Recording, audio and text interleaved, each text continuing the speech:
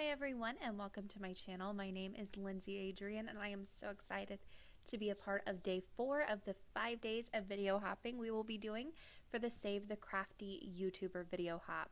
This hop is about discovering new YouTubers in the crafting and card making industry. All you need to do is watch the video, give it a like down below, and consider subscribing if you like my type of videos. Then you can click the link down below and continue hopping along with all the other videos today. Now, there are going to be a lot of prizes given away, so don't forget to comment. My prize today is 2 Catherine Pooler ink pads. Those will be US only, so please leave international or US along with your comment so the prizes can be awarded accordingly. Also, the prizes will be given away November 10th. That link will be in the description box below, so you can go check out Justine's blog and video and see if you're a winner or not on the 10th of November. And today I want to share with you 5 different patterns, so 5 different projects that you can make with only masking tape. I did pattern making on my last video, but I used certain stamps that you would need in order to make those patterns. I wanted to share some really easy patterns with you today that you can make with just masking tape and ink pads because I love making patterns. It's so easy and so much fun to play around with. I have a whole Pinterest board on patterns. I will leave that link in the description box below, but I'm going to start with this one right here. You need 1 ink pad, an ink blending tool, and then you need some masking tape and some cardstock, and you can easily make this pattern as well. For my masking tape, I'm using very cheap masking tape, nothing even special here about this. I got it in bulk from my local hardware store, so you can pick it up there as well. I went ahead and used my masking tape and placed that at an angle about an inch up from the bottom of the cardstock. Now I want this bottom portion very dark. So instead of using my blending tool, I'm going to go straight from my ink pad onto the paper so I get a nice rich saturated color. I'm using the Catherine Pooler ink pads today. These are some of my favorite ink pads. I'm new to them, so I'm still playing around with them and learning how to use them, but they are wonderful. I went ahead and used the Midnight ink and I placed that right below that masking tape. Now I'm only going to show this once, but the best way to pull up your masking tape is to pull it straight back on itself. That way you don't get any rips in your cardstock. If you do get rips, you can fix them easily just by using a sanding block or a sanding eraser. Now for my second little area that I'm going to be blending in here, I placed a piece of masking tape down so I get a little irregular rectangle or 4-sided image here. And then I also covered up where I put down the black. So I started from the line that the black ended and went down from there, so I get a nice transition here. I'm going to build up this color and really blend it in. I want to go from as dark as I can get it up into lighter gray towards the top. You could use gray ink if you wanted here, but I wanted to do this all with 1 ink pad, so I'm using my blending tool to do that. Then I'll go ahead and peel up my masking tape as well. Another great tip when you're peeling up your masking tape, don't put it down while your ink is wet and wait for it to dry whenever you peel it up. That way you don't get as many rips in your paper. And there is a look at that pattern completely finished. I cleaned up that little smudge on top, popped in a thanks sentiment off to the left there, matted the entire thing on an A2 top folding card base, and this card was done. Time to move on to the next pattern. So for my next pattern, I am going to go with this geometric one right here. Again, this is going to be super easy to do. It's just about putting your masking tape in the right spots. So I am starting off with masking tape, and I first want to go ahead and place this on an A2 size panel, so 4 1/4 by 5 1/2 inches, white cardstock panel. I'm using 2 pieces to go ahead and mask out my triangle on the right hand side first.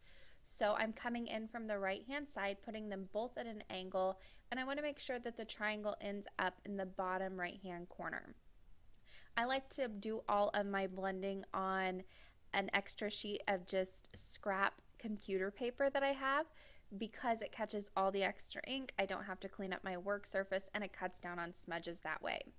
I went ahead and went straight from the tip of that triangle over to the left hand side. And now I'm going to pull out my colors. I'm using all Catherine Pooler ink pads today, so I'm using Polished, Mandarin Spice, Meant to Be, and then Midnight again. Instead of using my ink blending tools for this, I'm going to be using makeup sponges just because it gets the color on a little bit quicker for me.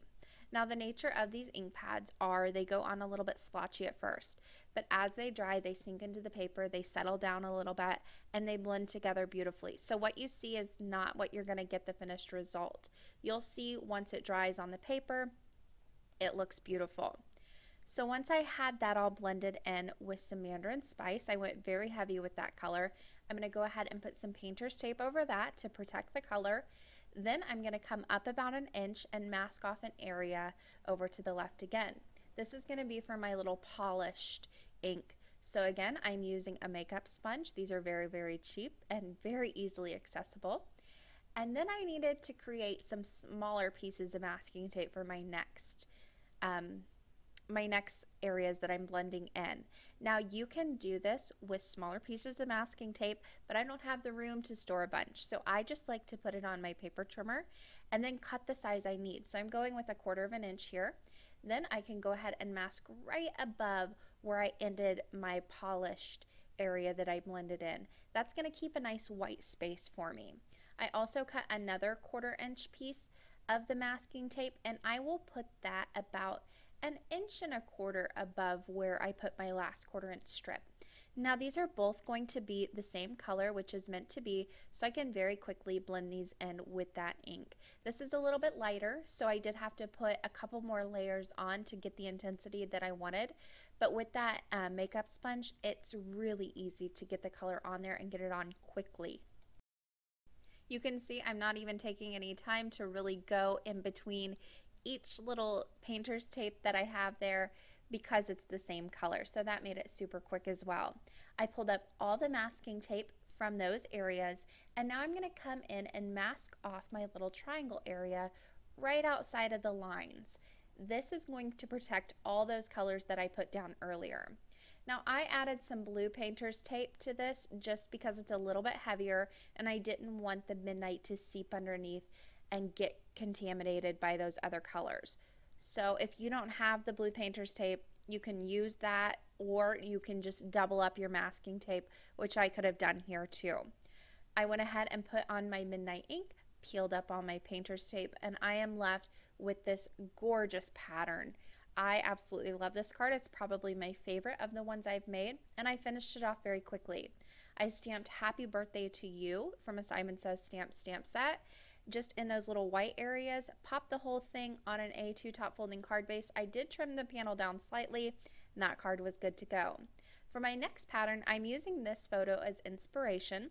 I'm going to go with a different color combination here, and that's something great that you can switch up whenever you decide to do your pattern making. You can go with different color combinations and really tailor this to the person that you're giving this to or the occasion. So think Christmas, Easter colors, spring colors, Halloween colors, that kind of thing. You can really tailor it to whatever you need. Then add a sentiment and you're good to go. So I went ahead and cut down some painter's tape or masking tape to 1/4 of an inch wide just by placing it in my paper trimmer like I did before. That's just easier for me to do instead of storing a bunch of different widths. So you can get as wide as you want and then just cut it down to whatever size you need it. I'm going in and just placing this every which way, creating a little bit of a pattern, and then I gave it a good press with my finger so it was really secured down to the paper so no ink went underneath. For my colors, I am using Polished, Sugared Lavender, Rose Petals, and Shea Butter, all from Catherine Fleur again. Now this is where your little makeup sponges come in really handy because you can kind of squish these down and get into those really tight corners of these smaller patterns here. I am just picking a color and going in and just tapping in my ink, really getting into those corners as well, squishing that sponge down, and just putting them wherever I feel like I want a little bit more color. Now I don't want any two to be right next to each other, so I don't want two polished colors next to each other, so I'm kind of spreading them out a little bit as I go along here. My next color that I'm going in with is the Sugared Lavender, which is this dusty, gorgeous purple. It's a beautiful color, and I am again placing this down. Now if this starts to hurt your fingers a little bit, because it can when you're pinching the sponge so small, you can use a clothespin or a paper clip, one of the bigger black ones, and you can just use that to hold your sponge and make it a little bit smaller. That'll be a little bit easier on your fingers if you can't grip it that tightly. My last color that I'm using here is Rose Petals, and I'll just fill in all the little leftover spaces very quickly, and then it was time to remove all that masking tape. Now with this, you want to be a little bit careful. I did rip mine a little bit, but I just fixed it by using a craft knife to scrape off where I ripped it, and then using a sanding block, going from the roughest to the lightest grit to kind of sand it down and make it smooth again. I used a hello die, cut out the center, cut it out several more times, popped it up, made the chipboard effect, attached the whole thing to an A2 side folding card base, and that card was done. My next pattern is this one right here. This is actually a rug, but I love the pattern on it. So I'm going to go ahead and try and recreate that. Now for this, I'm actually going to cut my painter's tape, but this time with a craft knife. I want to make it a little bit of a wonky line here, so I'm going to purposefully not cut very straight. Then I can go ahead and peel up that side, and I've got this great wonky line, and then I'll go ahead and cut the other side as well with my craft knife, and I'll have this little strip that is not straight by any means, and it's going to create these great wavy white lines in my pattern like you've seen in the photo. So I'll go ahead and peel that up right off my craft mat that I'm cutting on here and place that down onto my card panel. I'm using an A2 card panel. I always start with an A2, I find that's best, and then cut it down if I need to. My color combination I'm using here is meant to be Shea Butter and Polished. I love this color combination, and I'm going to start off with Meant to Be right in the center. So for this one, I went ahead and very quickly started sponging in all of that color. Then I went in with Polished on the outside of the Meant to Be, and then Shea Butter I finished up in both corners. Then it was time to remove that masking tape. I cut out the little sponging part because it's kind of all the same. But once I had it all in there, it dried beautifully. I was left with this gorgeous, gorgeous pattern, and I went a little bit more in depth with this finished card. So I popped up the top and the bottom, recessed that middle portion, added some cardstock strips, popped in a prayers die cut, and stamped the rest of my sentiment in the recessed portion. That card was done. Now my next pattern that I'm doing here is a little bit more in depth, so I'm going to take you through this one. The first thing I did was I layered up 3 layers of masking tape. It wasn't as thick as I needed it, so I layered up 3 layers. Then I took my craft knife and I'm going to cut out some mountains to recreate that pattern that's in my picture. I'm just very, very easily cutting this. The masking tape is very thin, so it doesn't take a whole lot of pressure, but take your time, that way you don't rip your masking tape. It's very easy to rip. I'm going to go ahead and look straight over so I can get an idea of where I'm cutting here. And once I was done, I just took out the top portion of this. So the top of the mountains I'm going to take off. Whenever you're peeling this up, start with the layer that is on the bottom. If you start with the top, you're going to get all these different layers coming apart. You want to keep them together, so start with your layer that is on the very bottom. I peeled that up and then I placed it down onto an A2 card panel that is made from white cardstock. So there is how I did that. Now for this layer, I'm going to go ahead and blend on some orange twist. I want this to go from darker towards the top, lighter towards the bottom, so I am using my ink blending tool for this so I can get that nice gradient of color. These inks blend beautifully. I'm going to go ahead and place that on, and then I left this piece on my craft mat while I was blending. I'll move my paper, peel up that piece. Again, I'm starting with the layer that is on the bottom, so behind all the other layers. I'll peel that up very, very carefully. Again, you don't want any of the layers to separate. Then I can take this right over to my paper and place that down. Now whenever I place my first piece down, I did stretch it out a little bit. To avoid that, I would suggest placing your center down first and then pushing out towards the sides. That's going to keep you from making the mistake that I did. So once I had that done, I went ahead, removed the top portion, and I'm going to do the same thing over again. I layered up 3 layers of my masking tape, making sure they overlapped, and then I'll just go ahead and cut in some more mountains with my craft knife. Again, just be careful to not rip your masking tape. and just kind of have fun with it. Make these a little bit different than you made the last one. So if you went higher on the left hand side, go lower on the left hand side, that kind of thing. Again, I want to make sure I don't make that same mistake, so I'm going to start in the center, place down my center, and then press out very gently towards the sides. This is going to keep it from spreading out like it did on the bottom. I did just use some extra pieces of masking tape to mask off those portions to fix my mistake, but if you don't make the mistake, you don't have to fix it. I went ahead and sponged on a little bit of the It's a Boy ink, and then I'll go ahead, peel up that back layer that I left on my craft mat to keep it safe, and then I'll place that right down where the negative space is. Again, I'm just going to do the same exact thing. This one I went up a little bit higher because I wanted a lot of this color in there. That's the Sauna ink, and I will just sponge in that color, going from darkest towards the top, going down into the lighter and making that gradient of color. Once I had that done, I went ahead and masked that off and did it one more time with some icing on the cake, which is a nice deep brown color. I added that final layer of mountains, covered up the entire thing. I'm leaving all those pieces on the bottom, and then I came in with some It's a Boy ink, went from the bottom towards the top to create my sky effect. Now here is a look at this finished pattern. I have to admit this wasn't my favorite the way it turned out, so I wanted to salvage it.